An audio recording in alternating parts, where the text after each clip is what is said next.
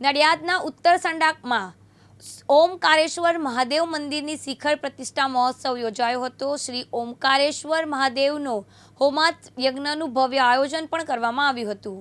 છેલ્લા 25 વર્ષથી આર્ષ સંસ્કૃતિ મંદિરમાં નિઃશુલ્ક કન્યા ગુરુકુળ ચાલે છે। મંદિરને 11 વર્ષ પૂર્ણ થતાં શિખર પ્રતિષ્ઠા અને ધ્વજારોહણનો કાર્યક્રમ યોજાયો હતો। સંસ્થાના સંચાલિકા સ્વામી શ્રી ઓમકારાનંદ સરસ્વતીએ સંતરામ મંદિરના સંતોનું પૂજન કરી સ્વાગત કર્યું હતું। સંતરામ મંદિરના બ્રહ્મલીન મહંત નારાયણ દાસજી મહારાજના શુભ આશીષ આ સંસ્થાએ શરૂ થઈ હતી।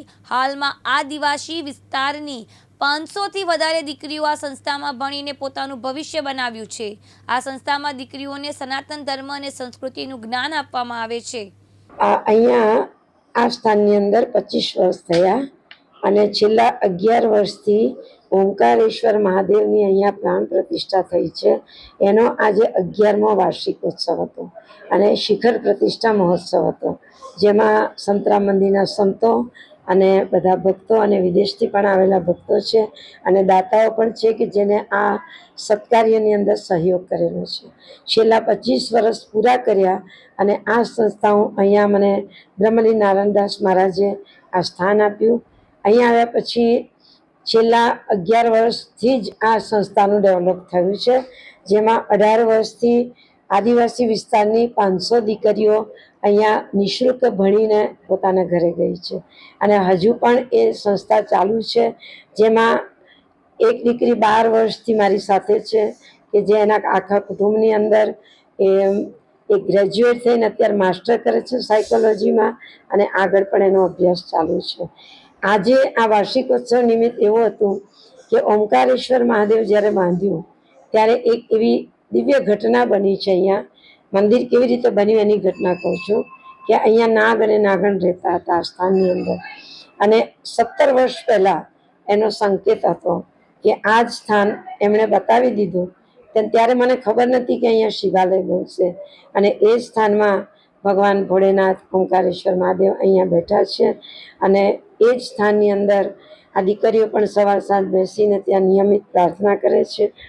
આપણી સંસ્થા ચાલે છે બાળકોને ધર્મના સંસ્કાર સાથે શિક્ષણ અને ઘરકામ કે જે એ લોકોને માટે ખાસ જરૂરી છે, એટલે એ બધું હું કાર્ય કરું છું। નારાયણદાસ મહારાજના આશીર્વાદથી અને છેલ્લા કહું કે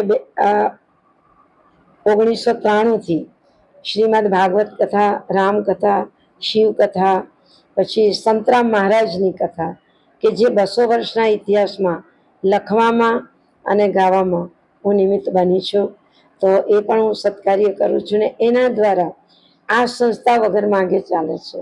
કોઈ પણ પ્રકારનું દાન અહીંયા ઉઘરાણી કરવામાં આવતું નથી।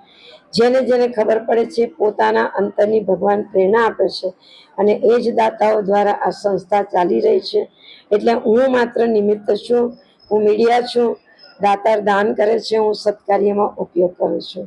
આ મારું એક સંસ્થાનું કાર્ય છે અને મારું બીજું સત્કાર્ય એ છે કે નર્મદા કિનારે મારી પાસે 150 બાળકો છે કે જે બાળકોને રેસિડન્સ નથી કર્યું અને એ લોકોની જે કંઈ ભણવા માટે કે જે કોઈ જરૂરિયાત હોય એ આપણે ત્યાં આગળ પણ બાળ સંસ્કાર કેન્દ્ર કે બાળકોના સંસ્કારના વિકાસમાં મને ખૂબ રસ છે અને એ રસ દ્વારા ભગવાને જે આપણને આપ્યું છે એને લોકોમાં હું વહેંચું છું। આ એક મારું કાર્ય છે। તૃષાલ પંડ્યા, દિવ્યાંગ ન્યૂઝ, નડિયાદ।